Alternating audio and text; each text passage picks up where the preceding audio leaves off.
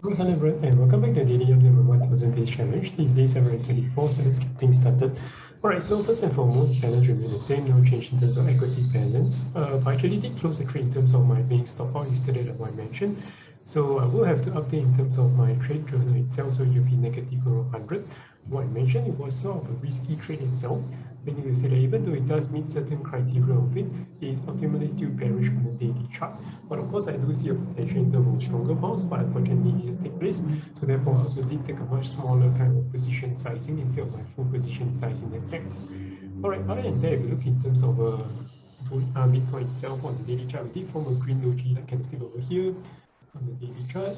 And we did found support in terms of the 50 simple moving average itself. Unfortunately, now we're breaking below it, retesting this 20 exponential moving average itself. Definitely, we do want this to hold, especially this is also both in confluence 0.3 to Fibonacci retracement level, and also in confluence to the 20 exponential moving average itself.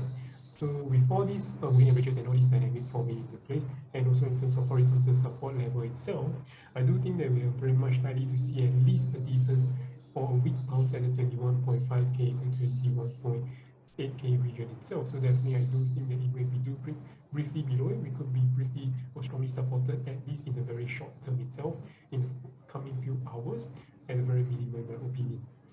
The question is whether would that momentum translate to a much bullish momentum, which would indicate a much stronger bounce, or would gradually be just continuation towards the downside in that sense.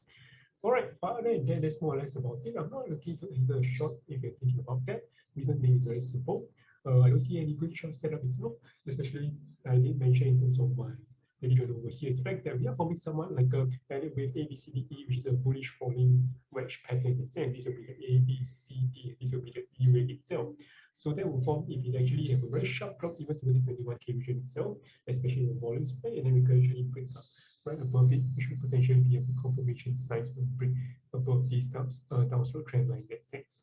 Right, so for me, I'm staying clear of the market in terms of a 4-hour daily chart. If I were to trade wise, I'll be leaning towards a bearish buyer still on the shorter time frame, shorter than the 4-hour chart in that perspective.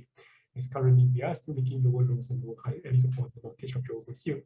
So definitely you do want some sort of a bounce over here, and there will be a much more interesting position to short it with a much more tighter stop loss in that sense. Otherwise, that's more or less about it. If you guys have any questions, feel free to drop in the comments below. I'll see you guys tomorrow. Take care. Bye bye.